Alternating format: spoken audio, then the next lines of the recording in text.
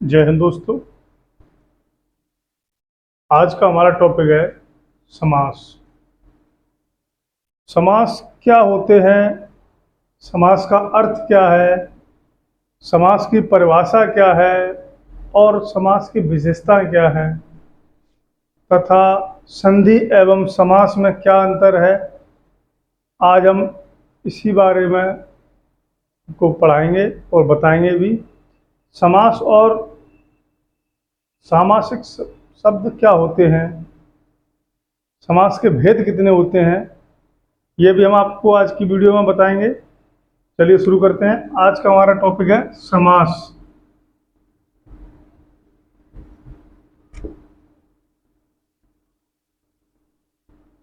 समास के अंतर्गत पहली हेडिंग आती है हमारी समास और सामासिक शब्द।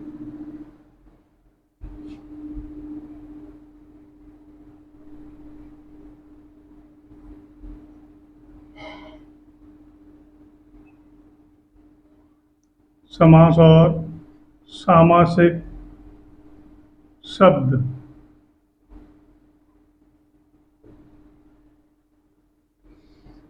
समास और सामासिक शब्द क्या होते हैं, देखें आप ध्यान से।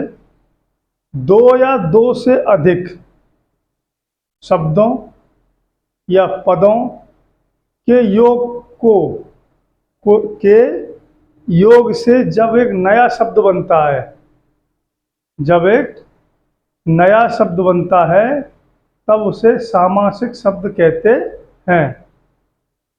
चलो मैं लिखाता भी चलता हूं आपको।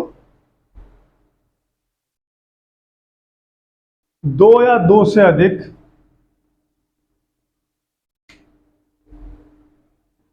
दो या दो से अधिक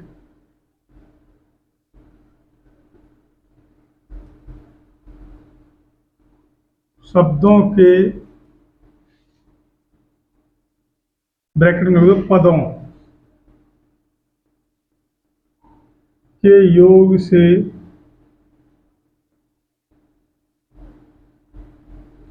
के योग से जब एक नया शब्द बनता है, योग से जब एक नया शब्द बनता है, नया शब्द बनता है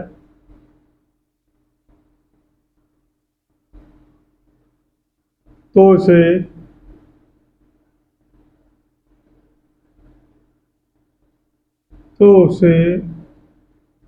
सामासिक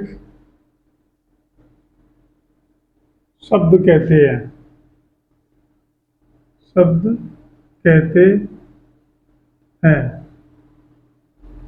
इसके बाद सामासिक शब्द क्लियर हो गया जब दो या दो से अधिक पदों के मिलने से, दो या दो से अधिक पदों या शब्दों के मिलने से जब एक नया शब्द उत्पन्न होता है या नया शब्द की उत्पत्ति होती है या नया शब्द बनता है तो उसे सामासिक शब्द कहते हैं, तो उसे सामासिक शब्द कहते हैं। और उन दो या दो से अधिक शब्दों का जो संयोग होता है, उन दो या दो से अधिक शब्दों का जो संयोग होता है, मेल होता है, वह समास कहलाता है। देखिए इसी में आगे, और उन दो या दो से अधिक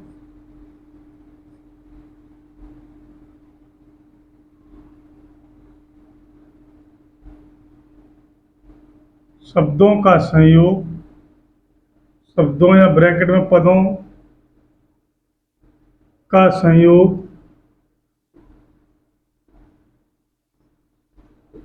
का संयोग समास संयोग होता है,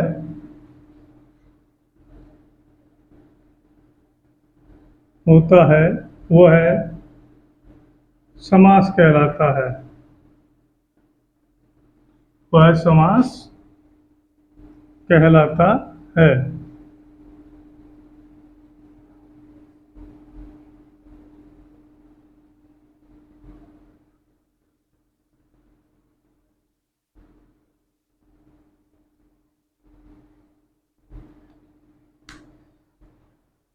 जैसे उदाहरण के लिए आप ले लीजिए गंगा जल।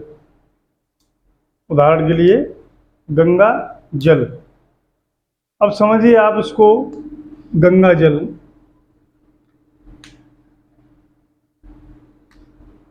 उदाहरण के लिए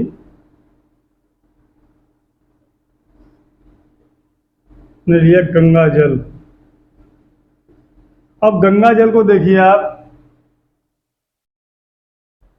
गंगा जल में दो शब्द हैं। गंगा जल में दो शब्दों के योग से ये बना है। तो दो शब्द क्या हैं? पहला शब्द है हमारा गंगा और दूसरा है जल। गंगा का जल, ये इसका अर्थ है। समास का विग्रह है गंगा का जल। इसका अर्थ ये है, गंगा जल का अर्थ है गंगा का जल। और ये दोनों शब्दों को जोड़ने वाला, इन दोनों शब्दों को जोड़ने वाला का शब्द, का शब्द जब समास होने पर इसका लोप हो जाता है। समास होने पर इसका लोप हो गया तो ये समास हो गया। से हमारा शब्द है गंगा जल। गंगा जल में गंगा और जल दो शब्दों से मिलकर बना है। गंगा और जल दो शब्दों से मिलकर बना है, और इन दो शब्दों के मिलने का अर्थ है, वो अर्थ है गंगा का जल। लेकिन गंगा का जल का जब समास किया गया, समास संयोग हुआ, मिलान हुआ या मिले या संयोग हुआ या जोड़ हुआ इनका, तब ये इसमें का शब्द का लोप हो गया। का शब्द का लोप हो गया और ये हो गया गंगा जल। क्या हो गया? गंगा जल। शब्दों या पदों में संबंध को प्रकट करने वाले लुप्त शब्द को पुनः दोबारा दिखाना या दिखला देना ही विग्रह कहलाता है। मैं लिख दे रहा हूँ, आप लोग पता नहीं समझ पाए इसे नहीं, क्योंकि लिखा हुआ ज़्यादा अच्छा रहता है। शब्दों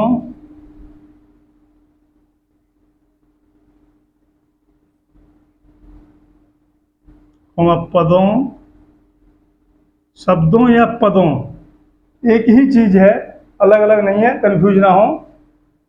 मैं संबंध को प्रकट करने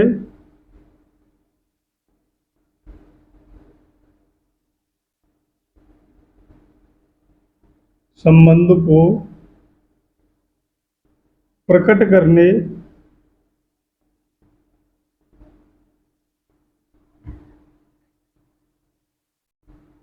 वाले लुप्त शब्द, लुप्त शब्द को पुनः, लुप्त का मतलब होता है गायब।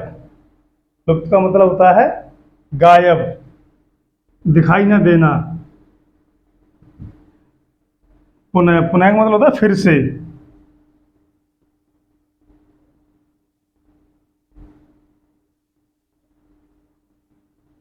फिर से दिखला देना ही विग्रह कहलाता है।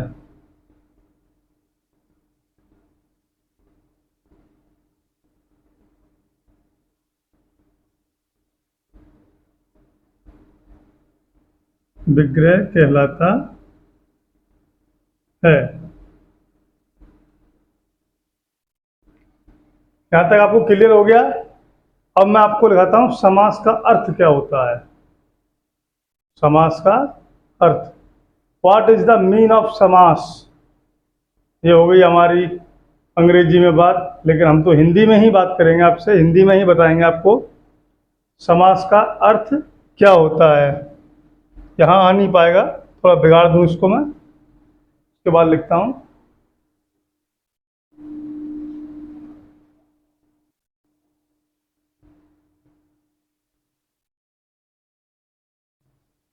समास का अर्थ सम और आस। समास दो शब्दों से मिलकर बना है, सम और आस। इसका मतलब होता है संक्षेप, का मतलब होता है संक्षेप, या ऐसे कह लें कम से कम शब्दों में, कम से कम शब्दों में अधिक से अधिक अर्थ प्रकट करना समास का मुख्य उद्देश्य होता है।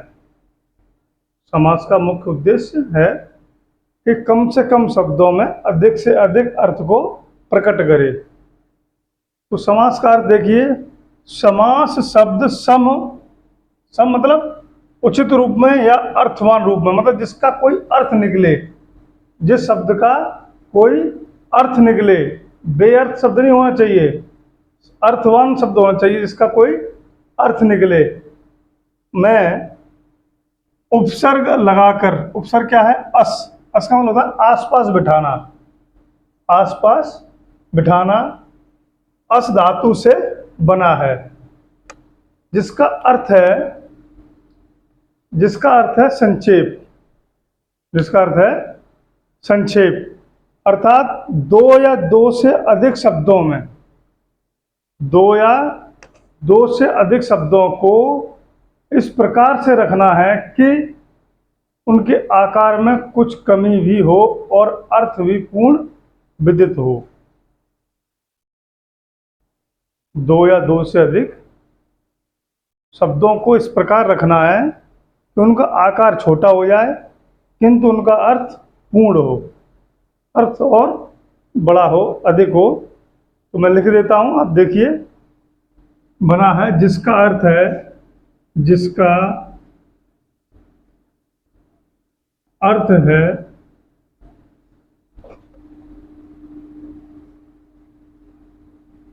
संक्षेप।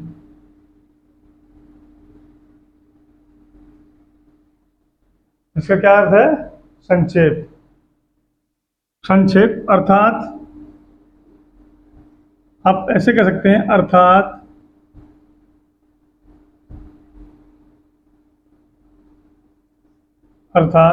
दो या दो से अधिक, दो या दो से अधिक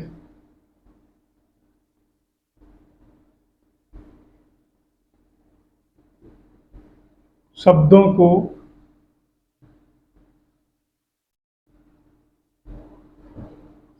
को इस प्रकार से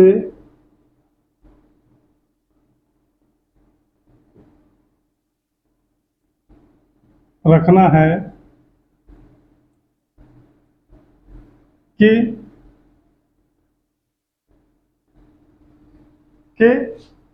उनके आकार में कुछ कमी भी हो, कि उनके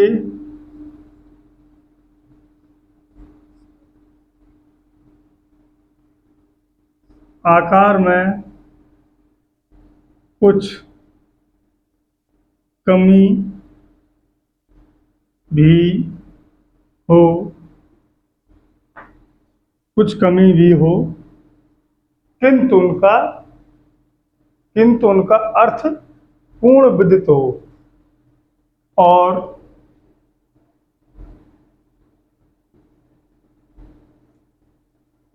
उनका अर्थ भी पूर्ण विदित हो।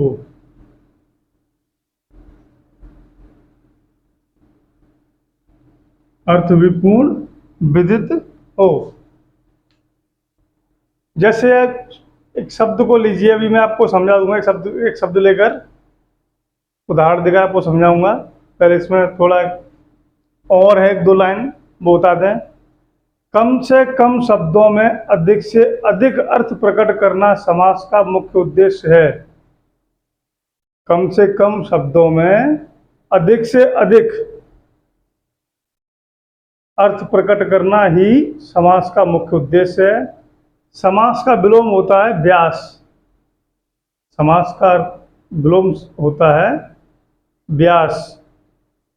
समास का अर्थ होता है संक्षेप। समास का अर्थ होता है संक्षेप, किंतु व्यास का अर्थ होता है विस्तार से। किंतु व्यास का अर्थ विस्तार होता है। ये आपके समझने की चीज़ है, आप इसको समझ लीजिए, क्योंकि परीक्षाओं में कहीं भी किसी भी तरह से पूछा जा सकता है। चलिए लिख देता हूं, कम से कम शब्दों में, कम से कम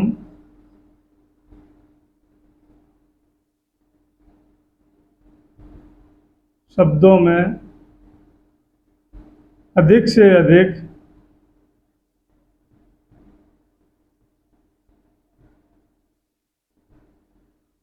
अधिक से अधिक अर्थ प्रकट करना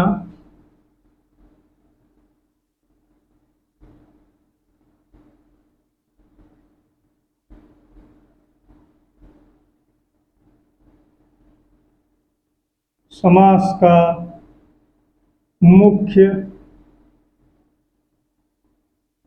उद्देश्य है।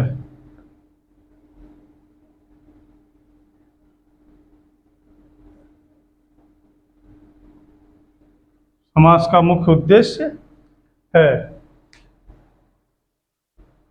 और अब देखिए समास का विलोम क्या होता है। समास शब्द का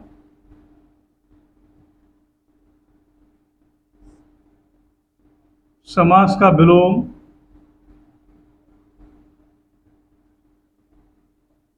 व्यास, व्यास होता है।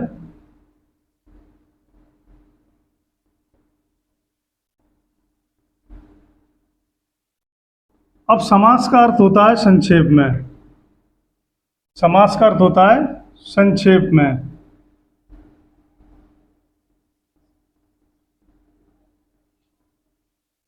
और व्यास का मतलब होता है विस्तार।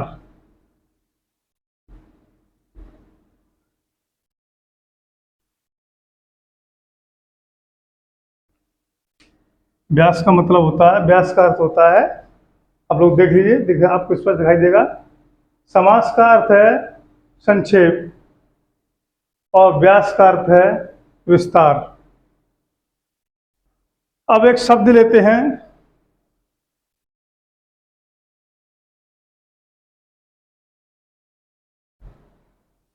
एक शब्द है सुख प्राप्त। सुख प्राप्त, ये मैं एग्जाम्पल दे रहा हूं अपनी तरफ से,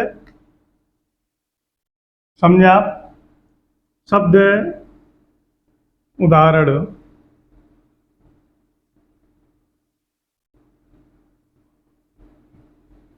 सुख प्राप्त।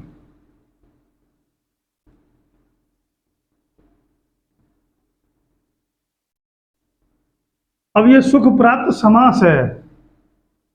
अब ये सुख प्राप्त समास है। जैसे हम इसका विग्रह करेंगे, ध्यान रखना, समास का विग्रह होता है। समास को जो तोड़ते हैं, तोड़ने पर जो अर्थ निकल कर आता है उसे विग्रह कहा जाता है। जबकि संधि को तोड़ने पर, जबकि संधि को तोड़ने पर उसे विच्छेद कहा जाता है। संधि को तोड़ना विच्छेद होता है और समास को तोड़ना विग्रह होता है। ये चीज़ भी क्लियर करता जाऊँ। संधि तो मैं इससे पहले की वीडियो में बता चुका हूँ, लेकिन फिर भी मैं आपको इन दोनों में अंतर क्या है वो भी आपको मैं लेता चलूँगा साथ साथ। तो सुख प्राप्त, सुख प्राप्त का अर्थ होगा सुख को प्राप्त करने वाले, इसका अर्थ है अर्थ, और यहां इसका भी अर्थ, और ये इसका अर्थ। आप समझ में क्या लगा के क्या लिख दिया समझ में नहीं आ रहा, मैं बोल फिर भी समझिए आप। समास का अर्थ होता है संक्षेप और व्यास का अर्थ होता है विस्तार। व्यास समास का विलोम शब्द है और समास का विलोम शब्द व्यास है और व्यास का विलोम समास है। तो देखिए, सुख प्राप्त का अर्थ है सुख को प्राप्त करने वाला। सुख को प्राप्त करने वाला, ये इसका अर्थ है। सुख प्राप्त का अर्थ है सुख को प्राप्त करने वाला। अब देखिए, हमारे समास का मुख्य उद्देश्य क्या है? समास का मुख्य उद्देश्य क्या है? कम से कम शब्दों में, कम से कम शब्दों में अधिक से अधिक अर्थ प्रकट करना समास का मुख्य उद्देश्य है। कम से कम शब्दों में अधिक से अधिक अर्थ प्रकट करना ही समास का मुख्य उद्देश्य है। यही लिखा है। अब देखिए आप, सुख प्राप्त, ये समास पद है, ये समास पद है, तो कितना छोटा लिखा है, बिल्कुल कम से कम शब्द है, बिल्कुल ही कम से कम शब्दों में है सुख प्राप्त। तो सुख प्राप्त जो हमारा बिल्कुल लिखा है, जब हमने अर्थ किया, जब हमने इसका विग्रह किया, तो विग्रह करने पर इसका अर्थ निकल के आया सुख को प्राप्त करने वाला। तो यही हमारा समास का मुख्य उद्देश्य है कि कम से कम शब्दों में अधिक से अधिक अर्थ प्रकट करना। कम से कम शब्दों में अधिक से अधिक अर्थ प्रकट करना ही समास का मुख्य उद्देश्य है। और यही यहाँ पर आपको स्पष्ट दिखाई दे रहा होगा, सुख प्राप्त बिल्कुल कम से कम शब्दों में लिखा गया है। सुख प्राप्त को बिल्कुल कम से कम शब्द हैं और उसके अर्थ को अधिक अर्थ प्रकट हुआ है। इसका अर्थ अधिक से अधिक शब्दों में प्रकट हुआ है। तो इस प्रकार अब आगे देखेंगे समास की परिभाषा क्या है। समास की परिभाषा क्या है, मैं थोड़ा इसको साफ कर दूं, उसके बाद लिखाता हूं।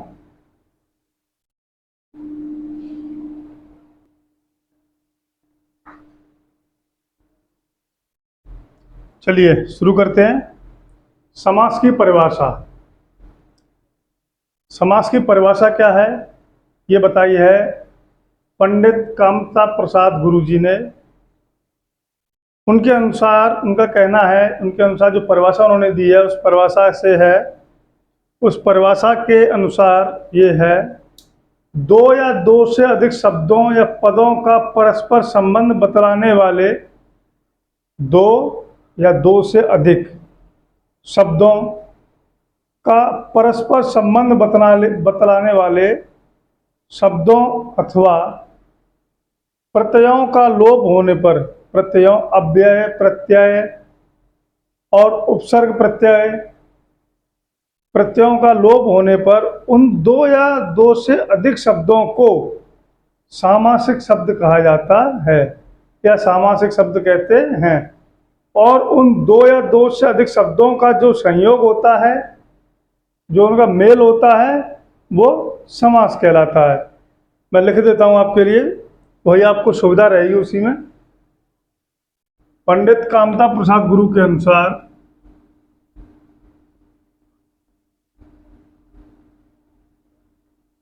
पंडित कामता प्रसाद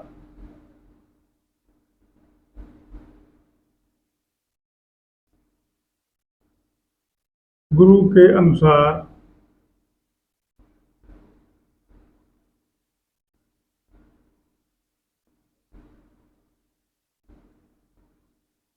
गुरु के अनुसार क्या है उनकी परिभाषा? दो या दो से अधिक, दो या दो से अधिक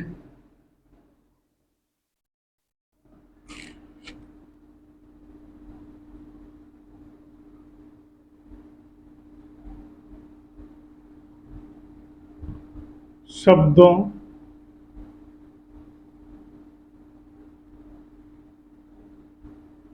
पदों का परस्पर संबंध बतलाने वाले का परस्पर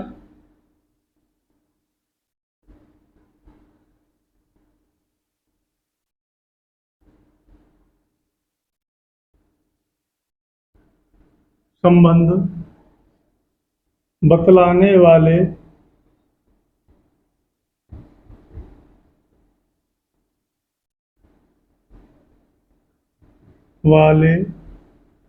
शब्दों को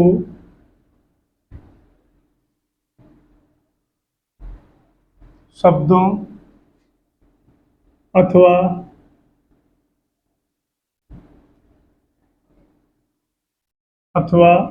प्रत्ययों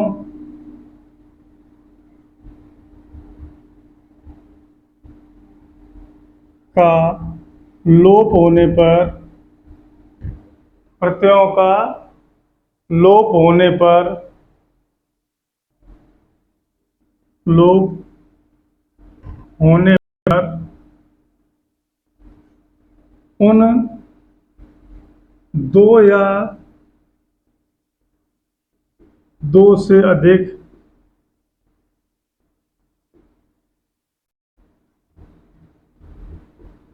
शब्दों को सामासिक शब्द कहते हैं। शब्दों को सामासिक शब्द कहते हैं।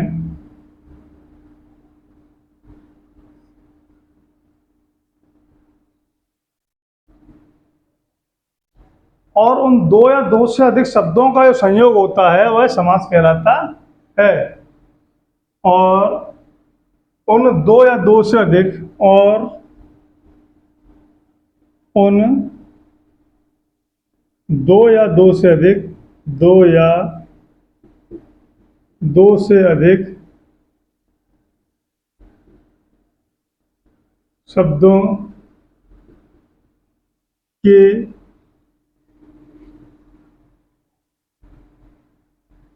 शब्दों का जो संयोग होता है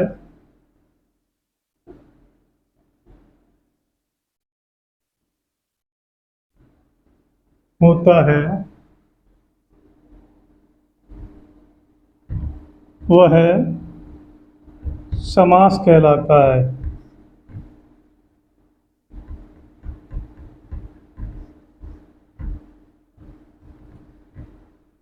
क्या कहलाता है? समास। कामता प्रसाद के अनुसार समझिए, पंडित कामता प्रसाद गुरु के अनुसार दो या दो से अधिक शब्दों का परस्पर संबंध बतलाने वाले शब्दों अथवा प्रत्ययों, यानी प्रत्ययों मतलब का, की, कु, कै का लोप होने पर उन दो या दो से अधिक शब्दों को सामासिक शब्द कहा जाता है या सामासिक शब्द कहते हैं। और उन दो या दो से अधिक शब्दों का जो संयोग होता है, संयोग मतलब मेल, उन दो या दो से अधिक शब्दों का जो मेल होता है, संयोग होता है, उन्हें समास कहा जाता है। क्या कहा जाता है? समास, या वह समास कहलाता है। अब देखते हैं समास की विशेषताएं क्या हैं। समास की विशेषताएं क्या हैं, मैं भी लिख रहा हूं।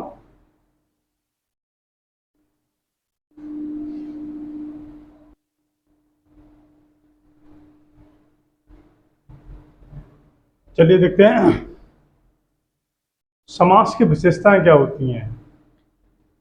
यहां हम डालते हैं हेडिंग।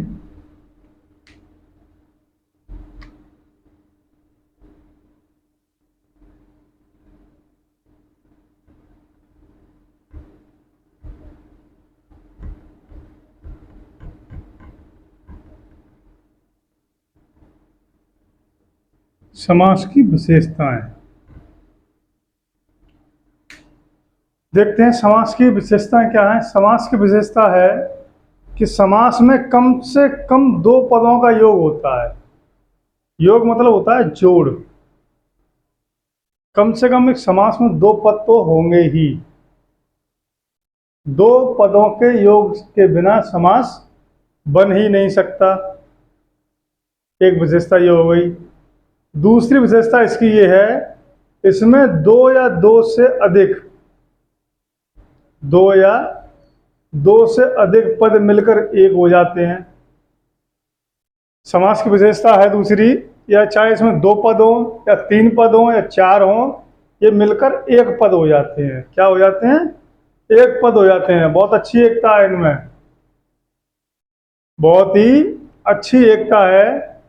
इतनी अच्छी एकता तो मनुष्यों में भी नहीं है जितनी अच्छी एकता इन समासों में है। ये दो पद हों या तीन पद हों या चार पद हों, ये मिलकर एक पद हो जाते हैं। अच्छा, इसका अगली विशेषता है, समास में मिलने वाले पदों के विभक्ति प्रत्यय को, विभक्ति प्रत्यय का लोप हो जाता है। समास में मिलने वाले जो पद होते हैं, उन पदों के विभक्ति, उन पदों के विभक्ति प्रत्यय का लोप हो जाता है, मतलब विभक्ति प्रत्यय समाप्त हो जाता है। दूसरा, और इसकी एक और विशेषता है कि समास प्राय सजाती शब्दों का होता है। सजाती शब्दों का समास होता है। अधिकांशतः यह प्राय समास सजाती शब्दों का होता है। चलो मैं लिख देता हूं, आपको ऐसे याद रहे ना रहे, तुम लोग भी लिख लो जो बैठे हो यहाँ पर। समास की प्रमुख विशेषताएं इस प्रकार हैं। समास की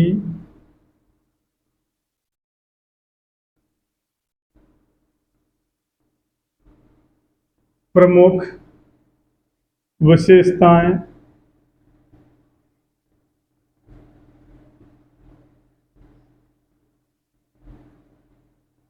इस प्रकार हैं।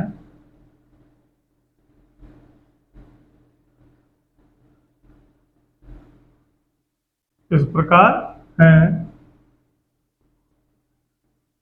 नंबर एक, नंबर एक में क्या है?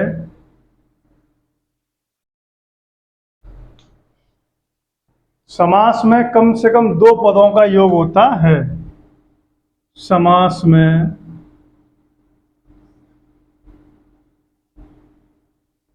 कम से कम, कम से कम दो पदों का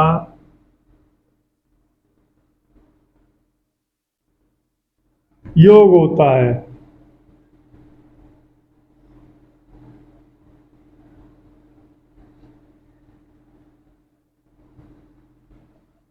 समास में कम से कम दो पदों का योग होता है। और इसकी दूसरी विशेषता है, इसमें दो या दो से अधिक पद, दूसरी विशेषता है इसकी, इसमें दो या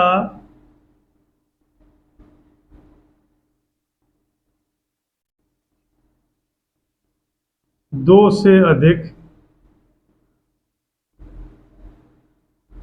पद मिलकर एक हो जाते हैं।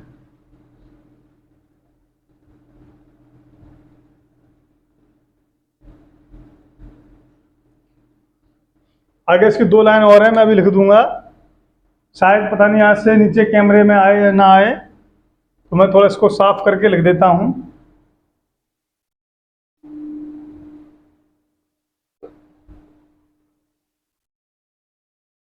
आ रही हैं, आ जाएगी, जगह है इतनी, मैं लिख देता हूं।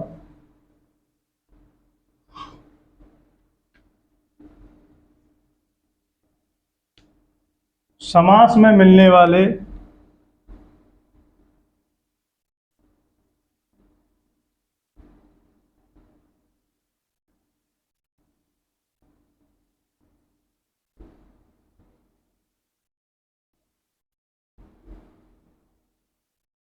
समास में मिलने वाले पदों के विभक्ति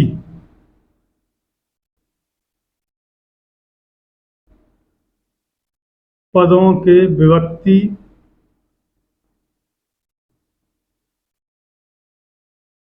प्रत्यय का लोप हो जाता है।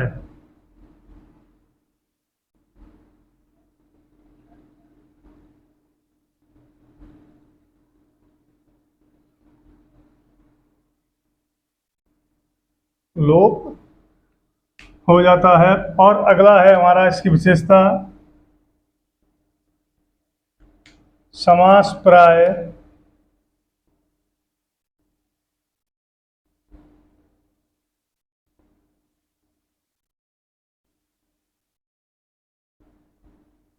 सजातीय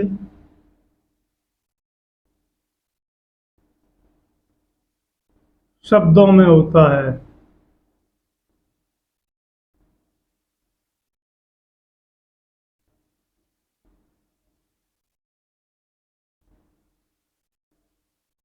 समास प्राय सजातीय शब्दों में होता है। अब अगला हमारा हेडिंग है संधि और समास में अंतर। संधि और समास में अंतर बोर्ड में आपको लिखा देता हूं।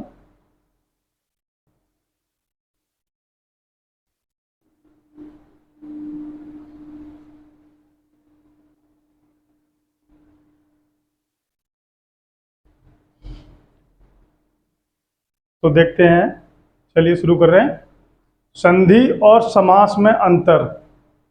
संधि और समास में क्या अंतर होता है ये आप समझाएंगे, समझिए आप इसमें समास में दो पदों का योग होता है। समास में दो पदों का योग होता है, जबकि संधि में दो वर्णों का योग होता है। जबकि संधि में दो वर्णों का योग होता है और यहाँ समास में किसका योग होता है? दो पदों का। किसका? दो पदों का योग होता है समास में, और संधि में होता है दो वर्णों का। समास में पदों के प्रत्यय का लोप हो जाता है। जो समास में जब हम इसको समास में परिवर्तित करते हैं, समास का संयोग होता है, तो प्रत्यय शब्दों का लोप हो जाता है, प्रत्ययों का लोप हो जाता है। जबकि संधि में दो वर्णों के मेल से, जबकि संधि में दो वर्णों के मेल से और एक नए विकार की संभावना रहती है। दो वर्णों के मेल, जबकि संधि में दो वर्णों के मेल और विकार की संभावना रहती है। विकार मतलब एक तरह का परिवर्तन, एक तरह का परिवर्तन या नया शब्द की एक संभावना रहती है। अच्छा, तीसरा है हमारा समास को तोड़ना विग्रह कहलाता है। समास को जब हम तोड़ते हैं, समास पद को जब हम तोड़ेंगे तो उस तोड़ने को विग्रह कहा जाता है। हाँ, समास का तोड़ना विग्रह कहलाता है। जबकि संधि को तोड़ना, जबकि संधि को तोड़ना विच्छेद कहलाता है। ये तीन इसके मुख्य अंतर हैं जो अभी मैं आपको लिखा रहा हूं। पहले मैंने समझा दिया, आपको समझ लीजिए। पहला अंतर है कि समास में दो पदों का योग होता है, संधि में दो वर्णों का योग होता है। दूसरा अंतर है समास में प्रत्यय का लोप हो जाता है तथा संधि में दो वर्णों के मेल से, संधि में दो वर्णों के मेल से और विकार की संभावना रहती है। एक नए शब्द की संभावना रहती है कि कहीं एक नया शब्द पैदा ना हो जाए। तीसरा अंतर है कि समास का तोड़ना विग्रह कहलाता है और संधि का तोड़ना विच्छेद कहलाता है। चलिए मैं लिखा देता हूं। समास और संधि में पाए जाने वाले प्रमुख अंतर इस प्रकार हैं, लिखिए आप लोग भी। समास और संधि में पाए जाने वाले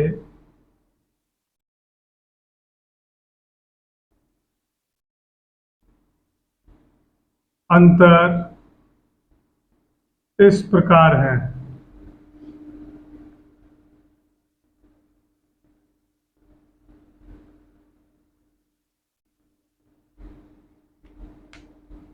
नंबर एक, पहला फर्स्ट नंबर है हमारा,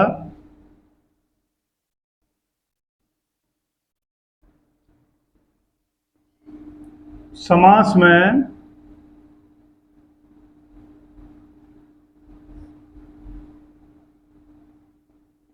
दो पदों का योग होता है।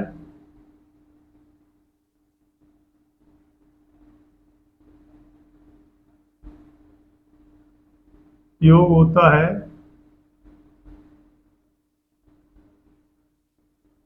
जबकि संधि में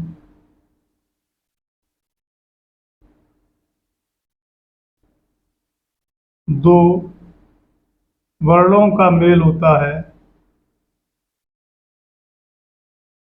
का मेल होता है या योग होता है।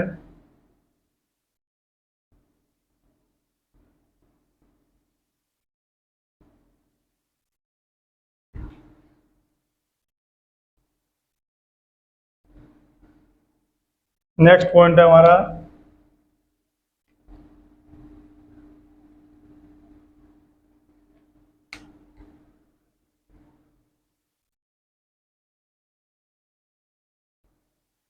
समास में पदों के प्रत्यय का लोप होता है। समास में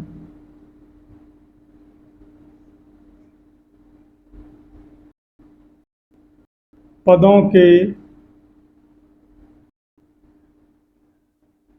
प्रत्यय का लोप हो जाता है।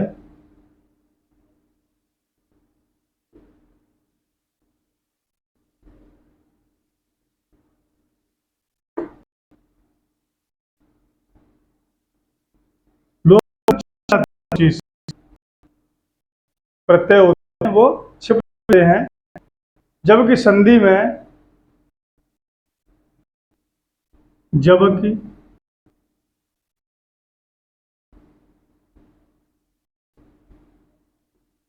संधि में दो वर्णों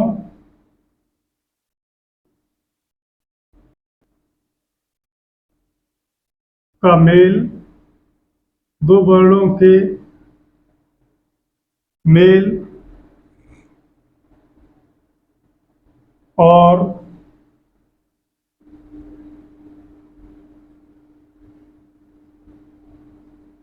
विकार की संभावना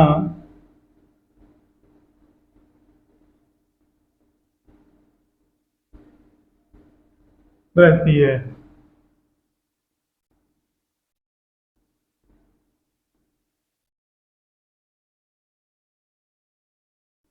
संभावना रहती है।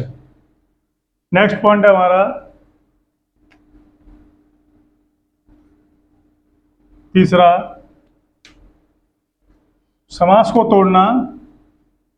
तीसरा पॉइंट है हमारा, समास को तोड़ना विग्रह कहलाता है और संधि को तोड़ना, जबकि संधि को तोड़ना विच्छेद कहलाता है।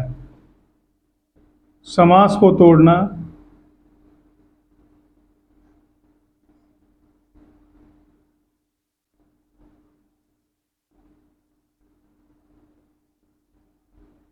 विग्रह कहलाता है,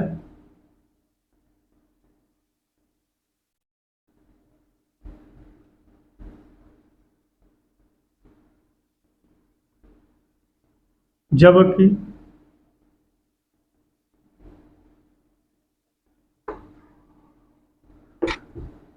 संधि को तोड़ना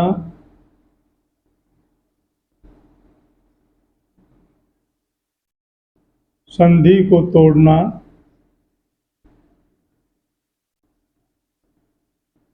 विच्छेद कहलाता है। विच्छेद कहलाता है।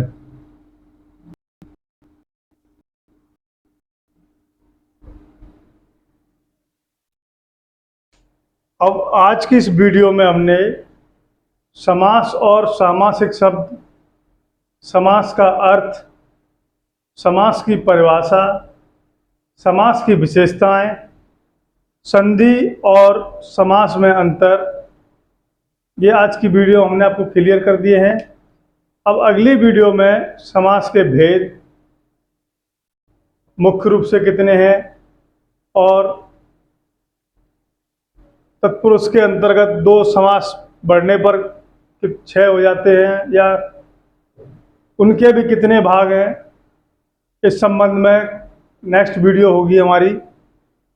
आज की ये वीडियो का समापन मैं यही करता हूँ।